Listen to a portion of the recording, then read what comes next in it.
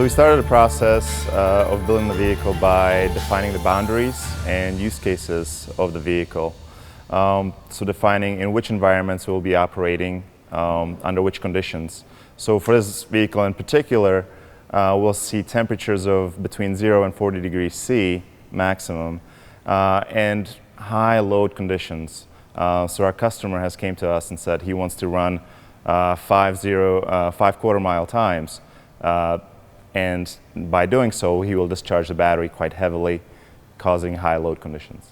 So the vehicle packaging challenges came with respect to the battery size. Overall, with the vehicle's mass and with the requirements needed for the vehicle operation, the battery pack had to be very large.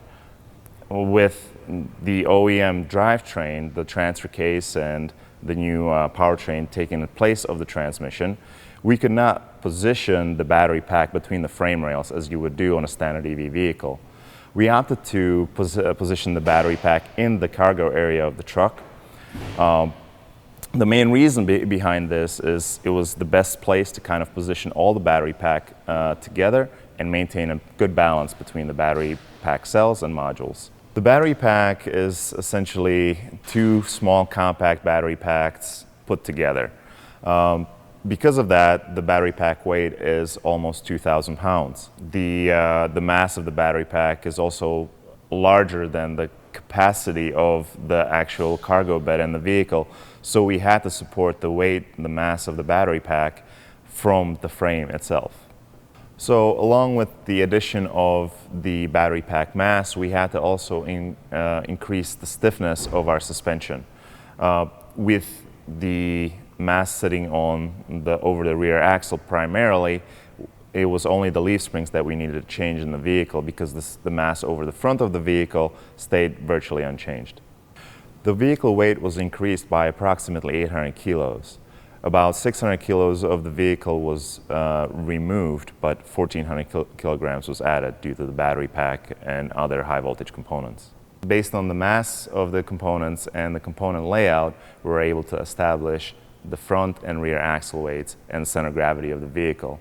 This then in turn helped us to size the suspension components required. So the E-Max is a powertrain that was provided to us, and it utilizes the torque-on-demand transfer case that's equipped on a standard OE Ford Raptor pickup truck.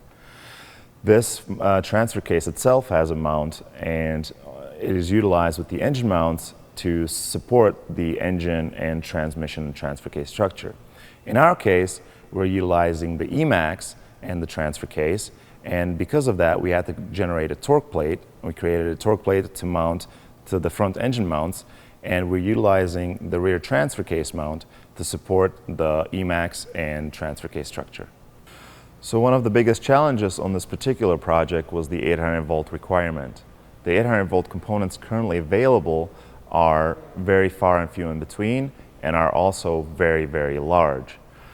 The components often required a very novel solution for mounting, and because of that, we had to do things such as inverting the mounting orientation when it was possible, as well as modifying body and structural components of the vehicle to actually fit the component in. The vehicle is subject to driving in 0 to 40 degree weather. No extreme conditions by that standard. However, we still need to maintain the temperatures in the battery pack and all the surrounding components.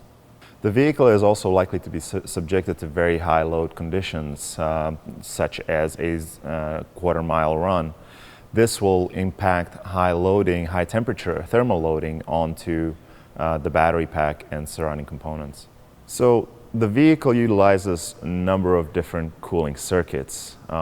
The first circuit is the auxiliary circuit. The purpose of the circuit is just to maintain the temperature within the reservoir. The reservoir temperature is highly crucial because it determines the inlet temperature to all of the different components within our system. The other circuits that are fed off of the reservoir are the battery circuit, the inverter circuit, and the cabin heater circuit. The battery circuit houses the battery and the onboard charger. However, the flow through the onboard charger is only utilized during charging. So during normal steady state operation, all of the flow from that particular circuit goes through the battery. The inverter circuit is separate just because the inverters that were supplied with this powertrain have very, very large pressure drop. Therefore, only a single pump, that's the only thing it can do, is provide flow through the inverters. The cabin heater circuit is utilized to heat up the cabin. It is actually fed off of a separate section of the reservoir, and it utilizes a high voltage heater to heat up the coolant to the temperature that will be found normally in an ICE or engine powered vehicle. This coolant is then fed through the cabin heater core and is utilized to power the heating within the cabin. The lithium-ion modules in this battery pack require to be well balanced thermally. And because of that, we need to ensure that each one gets roughly the same amount of coolant flow. We have done this by utilizing 1D cooling analysis, as well as incorporating an orifice plate within our cooling manifold that distributes the coolant to all the different cooling plates.